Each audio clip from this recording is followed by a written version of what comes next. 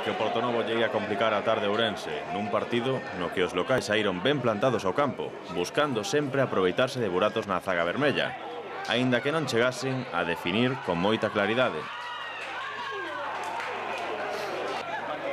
Adiantouse cedo o Portonovo, cunha xogada que os locais dominan a perfección. Pase medido e boa definición de Nel, con moita clase.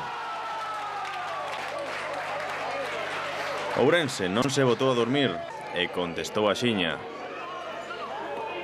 Con este disparo ben colocado de Antonio, o que non pode reaccionar Javi Díaz.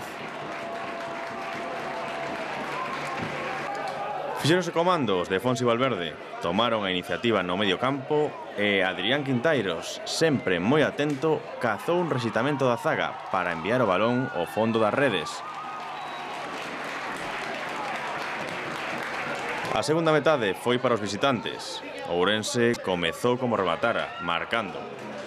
Pasividade defensiva do Portonovo que aproveita Arenas para sorprender a Javi Díaz. Outra ocasión, esta vez para a nova fichaxe, Javi Noguerol, que dispuxo dun balón que lle serviron en bandexa, que finalmente non encontrou porta por moi pouquiño.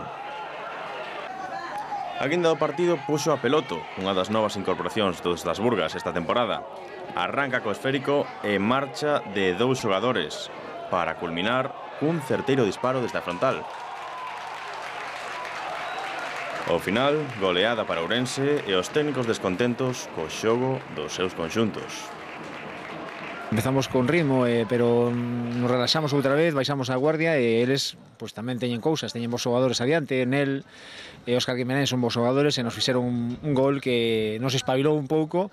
Tuvemos a sorte tamén de marcar pronto, ¿no? De marcar o empate pronto, eles se viñeron abaixo, nos crecemos.